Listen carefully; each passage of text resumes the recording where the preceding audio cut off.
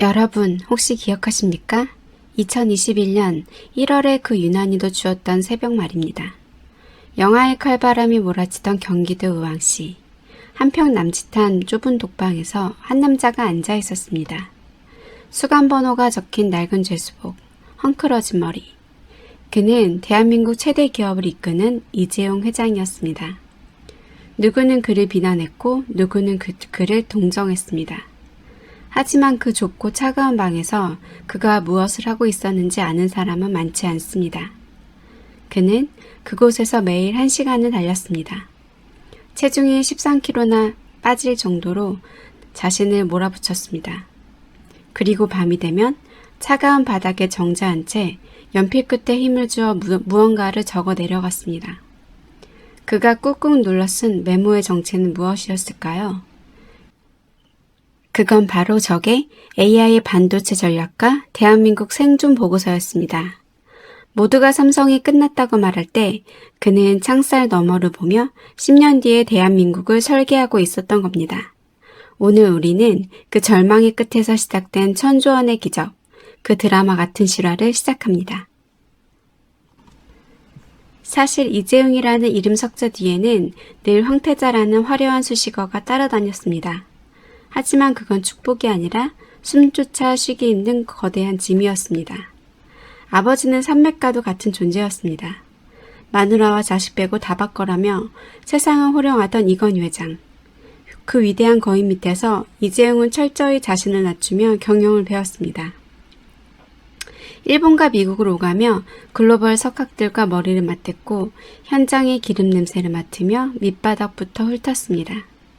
그는 화려한 조명보다는 실질적인 기술을, 말보다는 침묵 속의 실행을 믿는 사람이었습니다. 하지만 운명은 그에게 잠시의 쉴 틈도 허락하지 않았습니다. 2014년 삼성의 심장이었던 아버지가 갑자기 쓰러진 겁니다. 준비되어 있지 않은 이별은 없다고 하지만 그 부재는 너무나 컸습니다. 이재용이 과연 아버지만큼 할 수 있겠어? 세상에 의구심 섞인 시선 속에서 그는 홀로 외로운 결단을 내려야 했습니다. 매일 병실을 찾아 아버지의 차가운 손을 잡으며 그는 무슨 생각을 했을까요? 아버지가 만든 삼성을 지키는 것을 넘어 누구도 넘볼 수 없는 새로운 삼성을 만들겠습니다. 그건 아들이 아버지에게 바치는 피눈물 나는 맹세였습니다.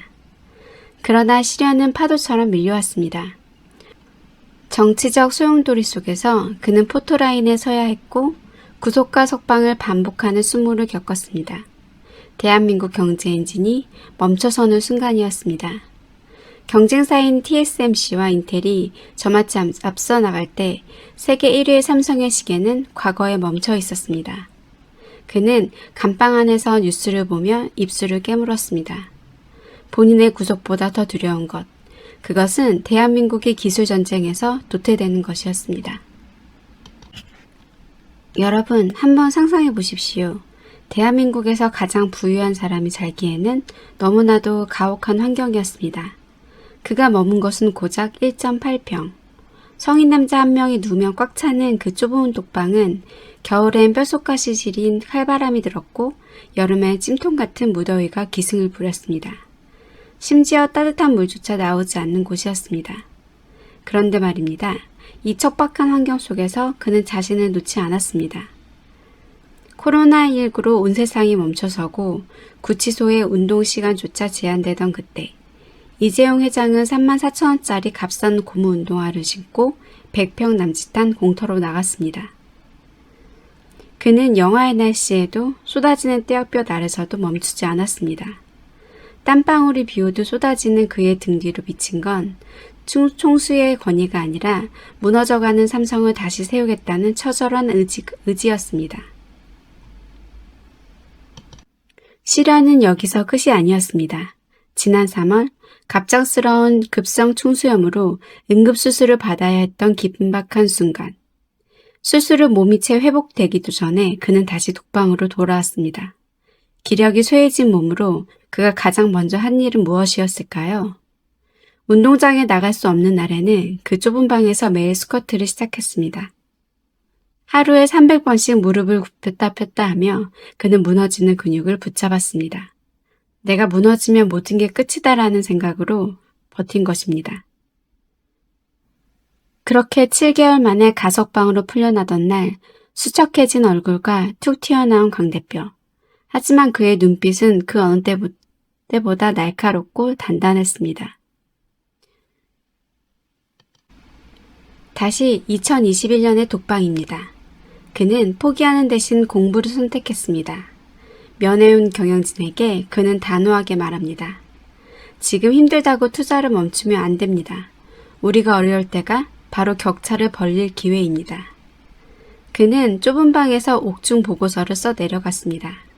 미래 먹거리인 AI 반도체, 바이오, 로봇 산업의 지도가 그 낡은 연습장 위에 그려졌습니다.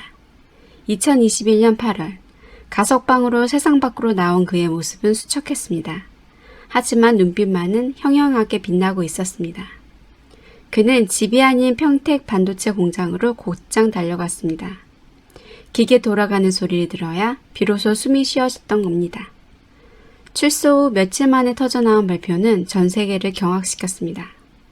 향후 3년간 240조 원을 투자하겠다. 모두가 몸을 사릴 때 그는 오히려 승부수를 던졌습니다. 그는 단순히 돈을 쓰는 것이 아니라 대한민국의 미래를 사는 결정이었습니다. 결과는 증명되었습니다.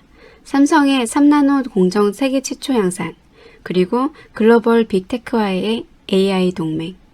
이재용 회장은 직접 가방을 들고 전 세계를 누비며 영업사원이 되기를 자처했습니다. 네덜란드를 달려가고 실리콘밸리의 수장들과 담판을 지었습니다.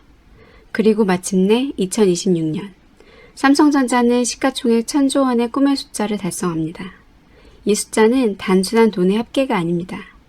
가장 낮은 곳에서 가장 처절하게 버텨낸 한 리더의 인내심이 만들어낸 훈장입니다. 모두가 안 된다고 할 때 독방의 차가운 바닥에서 대한민국을 걱정했던 그 마음이 이뤄낸 결실입니다. 이제 그는 마음속으로 아버지에게 보고합니다. 아버지, 드디어 약속을 지켰습니다. 이제 삼성은 누구도 넘볼 수 없는 길을 갑니다. 우리는 오늘날 이 리더의 고독한 발자취를 통해 다시 한번 배웁니다. 진정한 승리는 화려한 순간이 아니라 가장 어두운 밤을 어떻게 견디느냐에 달려있다는 것을 말입니다. 그는 교도소에서 또 다짐하고 다짐했습니다. 삼성은 이제 단순한 기업이 아닙니다. 대한민국을 지키는 방패가 되어야 합니다.